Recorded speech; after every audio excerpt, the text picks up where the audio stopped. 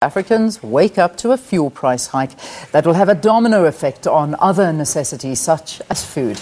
Motorists will pay 4 cents for a litre of 93 and 95 octane fuels and between 23 and 27 cents for diesel. Illuminating paraffin has also risen by 21 cents. According to reports, this is only one of the fuel price hikes expected before the end of 2017. Let's get a little bit more clarity. Professor Ngepah, he is from the School of Economics at the University of Johannesburg, and he's with us here in studio. Prof, thanks so much for being with us. Welcome to Morning Live. Thank you. So, just remind me, how many months in a row have we had fuel increases at the moment? I can't really pick, but I had met a bit of graph in terms of the increases, the trend that the fuel prices had been taking for this year. But for this year, we have seen, I can imagine from your graph, we've just seen petrol prices going higher and higher. Yes, the 2017 mostly has been more in the increase than in the decrease, yeah. Yeah. Before we talk about the actual figures, let's talk about what's coming behind all of this. What's driving the fuel price?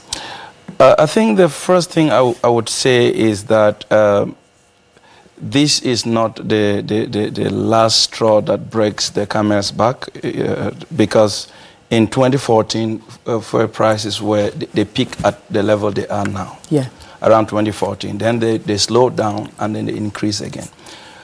But the issue is the drivers of these increases.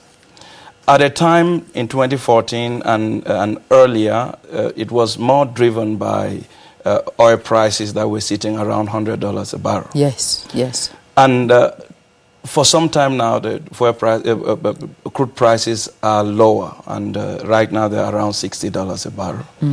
And we see fuel price in South Africa sitting at the mark where fuel prices used to be. And if fuel prices continue to increase at this rate, a bit higher, then we'll find ourselves paying much more than what we used to pay. So the key drivers then is internal economic conditions of South Africa, inflation particularly, and the volatility of the rand, particularly the increase, the high levels of the low levels of the rand compared to the dollar. And this is primarily because of producer confidence and consumer confidence and some short-term movement of portfolio capital in and out of South Africa that is affecting the movement of the rand. Yeah. What we can take from here is that, first, we see a budget speech that investors didn't like that much, which the effect is shown on the rand. Would it already show? No. Oh, well, on the currency. On the currency. Okay, so that affected the currency. Yeah, the effect is on the currency. Which in effect would probably only take heed next month, because the petrol price and the fuel price and all of that is determined a little bit before. So I imagine that decrease we'll see and feel in December. Yes, what I'm saying is that going forward we are likely to see more increases because of what is going on now. But what I'm explaining is that the increases that are coming now are not in par with crude oil prices like we saw in the past years. They are decoupling a little bit from crude oil prices. And the components of the fuel prices in South Africa is mainly the general tax, the road accident fund, and the other cost, which is your transport from coast to inland, and the basic fuel price. And the basic fuel price is not up to 50% of our fuel costs in South Africa, which means that the rest of the costs that we are getting are coming from either the economic conditions or the taxes. And that is these are the key drivers of the price changes. So fundamentally, the reality is South Africa has to find a way of stabilizing its economy, because this is playing a key role in making our lives more expensive every single day, because the ricochet on the fuel price, as you're mentioning, is on everything. It's felt in every aspect of our lives. What do we need to do as a country to bring this economy into light where we say, right, this is it. We are stable. South Africa is looking good. I know we're very far off, but what are the measures we need to put in place? The first thing is policy certainty. We have proposed policies, but there's much uncertainty in terms of its implementation. The direction the economy is going, we really don't know.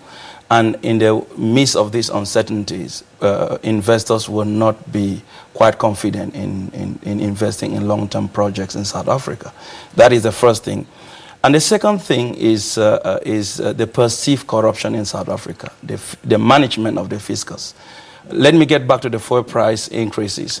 A good part of it is tax and is managed at the level of the General Treasury. So when consumers perceive that these taxes are not properly managed, they are quite discouraged. And the price increases have effect both on the producer side and also on the consumer side. Indeed. And it trickles down to levels of poverty in South Africa. Yeah. When we link it to the recently released unemployment statistics, and also just less than 2 months ago, the poverty statistics came for South Africa. More than 55% of South Africans are living under the poverty line. These changes, these fuel price increases, directly affects transport costs, and the transport costs affects the poor directly. And it also indirectly affects inflation in terms of basic consumer goods that the poor depend on. Yeah. So we're likely going to see the socioeconomic fabrics of South Africa a little bit eroded because of these things, but over some time. It's quite incredible because some people, you know, whenever you talk about the currency dropping, a lot of people, you know, they reply on social media or whatever and saying, but who cares? You know, it doesn't mean anything to me. I'm not traveling overseas, so it doesn't matter. But I'm not sure people actually understand how much it does affect them. It's got nothing to do with traveling overseas. That's just one aspect of it. But it is really, it's from everything you touch becomes more expensive, everything you eat becomes more expensive, everything you travel in becomes more expensive, and that is the effect of the currency. If we don't see this stability you're talking about coming in the near future, I mean, are we going to be seeing this upward trend and the difficulties that South Africa is facing right now just continuing and the price of living getting higher and higher over the next couple of months, if not years? Yeah, we will see that. It's obvious because the budget speech told us that there will be budget deficit. Yeah. There are going to definitely be measures to raise taxes in one way or the other. And that is why I said that part of 24% of our fuel levy is for taxes, general taxes.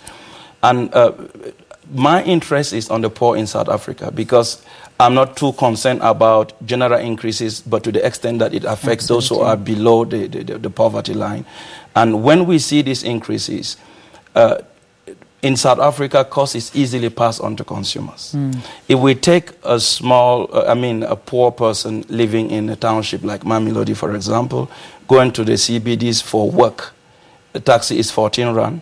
Roughly, if he's around the poverty line, 30% of his monthly salary goes to transport. The rest is divided between food and other basic necessities. Then we are getting to a level where these poor people are basically going to be quite stressed. And I don't know what will happen to poverty going forward unless the fiscus is properly managed and investment is made in social systems that will be able to cushion them and manage them.